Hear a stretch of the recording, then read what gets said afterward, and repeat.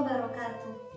Alhamdulillah, alhamdulillahirabbil alamin, wa bihi nasta'inu ala umuri dunya waddin, wassalatu wassalamu ala ashrafil anbiya'i wal mursalin wa ala alihi wa sahbihi ajmain, amma ba'du. Dumateng ingkang kawula hormati para bapak lan para ibu, dumateng ingkang kawula hormati wabil khusus panjenenganipun Bapak Turmudi lan mugi-mugi tansah dipunmulyakaken dhateng Gusti Allah Subhanahu wa taala. Pertama-tama marilah kita panjatkan puji syukur kita kehadirat Allah Subhanahu wa taala yang telah memberikan kita beribu-ribu kenikmatan, baik itu nikmat iman, nikmat Islam, nikmat sehat panjang umur, sehingga kita dapat dipertemukan dalam keadaan sehat walafiat. Salawat serta salam saya sanjungkan kepada junjungan kita Nabi besar Nabi Muhammad SAW yang telah membawa kita dari zaman jahiliyah menuju zaman Islamnya. Para bapak, para ibu ingkang kawula hormati, yang namanya kematian datangnya tidak pernah kita undang. Sekalinya dia datang, tidak ada pintu tempat kita lari. Dan juga tidak ada kekuatan satupun yang bisa menghindari dari kematian. Lalu, apakah yang membuat orang menjadi takut menghadapi maut? Yang pertama, boleh jadi karena ia tidak mengetahui tentang kehidupan setelah mati. Alam kubur gelap, sehingga orang menjadi bingung. Lantaran bingung, ia menjadi takut.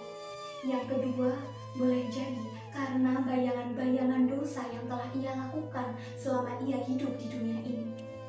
Dia hidup dengan bertumpukan dosa.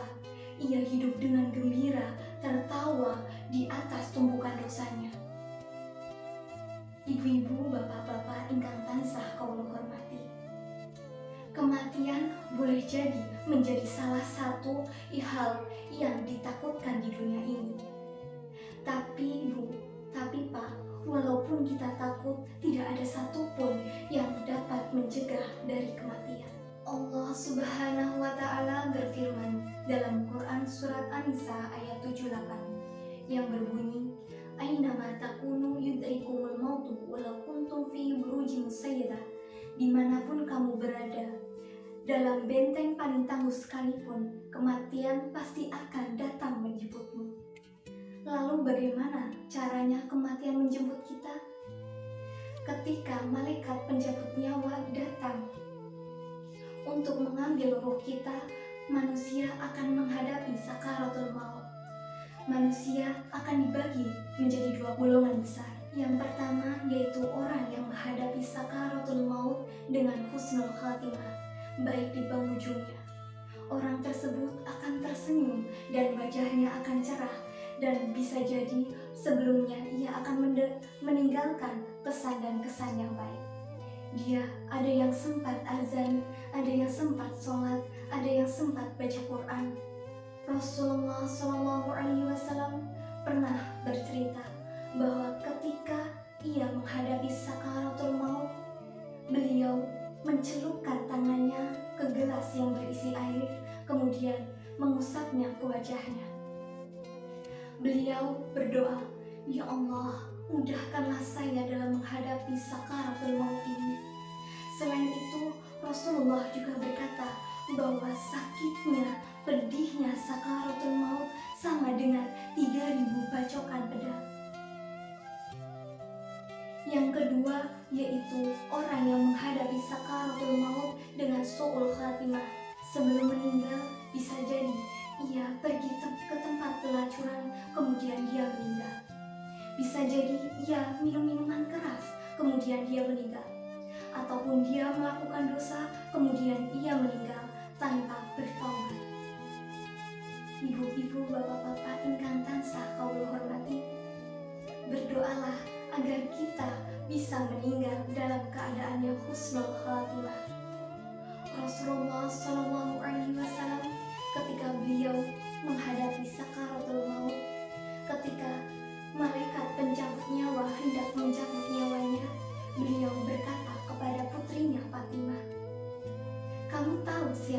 datang, Nak?" Fatimah menjawab, "Saya tidak tahu, Abi." Kemudian Rasulullah kembali berkata, "Yang datang yaitu hadimul lazat, yaitu yang akan menghancurkan kenikmatan dunia, wa qati'ul syahwat, yang akan memisahkan kita dari yang kita cintai di dunia ini. Manakala ruh meninggalkan jasad, orang-orang akan menghubungi dan menangisi kita. Orang-orang yang kita sayangi, suami kita, istri, anak, orang tua, dan teman-teman kita akan menangisi jasad kita. Kemudian jasad kita akan dimandikan, dikafani menggunakan kain putih, dan kemudian dibujurkan ke arah kiblat, dan banyak orang yang datang untuk mensolatkan kita. Kemudian setelah itu akan diadakan upacara pelepasan, dan kita akan dibawa dan ditaruh di atas tiang lahat. Kemudian kita akan dihadapkan ke arah kiblat dan akan ditutup menggunakan kayu dan akan diuruk dengan tanah. Setelah itu, ketika orang-orang pulang ke rumahnya masing-masing, kita akan menuju ke kehidupan selanjutnya, yaitu alam barzakh atau alam kubur. Bapak-bapak, ibu-ibu ingkang tansah kawula hormati, apakah semuanya sudah selesai sampai di sini? Tidak, Pak. Tidak, Bu. Semuanya tidak selesai sampai di sini. Diriwayatkan oleh Bukhari dan Muslim, ketika orang-orang yang mengantarkan kita kemudian pulang ke rumahnya masing-masing, kita akan mendengar suara terompah dari orang-orang itu. Kemudian datanglah malaikat, dua malaikat, yaitu malaikat Munkar dan malaikat Nakir, dan akan menanyai kita. Dan apabila kita dapat menjawabnya dengan benar, maka malaikat tersebut akan berkata, "Tidurlah kamu di sini dengan tenang, naumatan a'la." Namun ketika kita tidak bisa menjawabnya, kita akan mendapatkan siksa kubur sampai datangnya hari kiamat. Bapak, Ibu, boleh jadi alam kubur menjadi raudhatul min riyadil jannah, atau taman di antara taman-taman surga, ataupun bisa menjadi liang dari neraka. Selain itu, diriwayatkan oleh hadis riwayat Muslim dari Zaid bin Sabit, di mana pada suatu hari ketika kami bersama Rasulullah SAW ketika berada di kebun Bani Najjar, saat itu Rasulullah SAW sedang menaiki keledai. Kemudian tiba-tiba keledai tersebut terkejut dan memberontak. Hampir saja Rasulullah SAW jatuh. Kemudian Rasul bertanya, "Kuburan siapakah ini?" Orang-orang menjawab, "Kami tidak tahu ya Rasulullah." "Memangnya kenapa ya Rasul?" Rasul kembali menjawab, "Penghuni kubur ini sedang disiksa oleh Allah. Apabila dibolehkan, saya akan berdoa kepada Allah agar kalian semua bisa mendengar apa yang saya dengar. Tapi saya yakin kalian tidak akan kuat mendengarkan dari orang-orang yang sedang disiksa di kuburnya ini."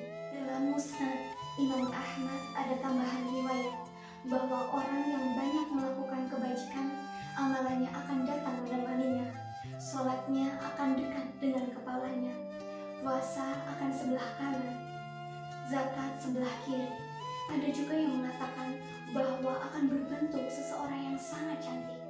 Kemudian ia bingung dan bertanya, "Siapakah kamu? Saya tidak pernah melihat orang secantik kamu di dunia ini." Kemudian amalannya akan menjawab, "Ana amalukal sholeh." Saya adalah amalmu yang soleh yang kamu kerjakan saat kamu hidup di dunia. Saya diperintahkan untuk datang untuk menemani kamu di sini.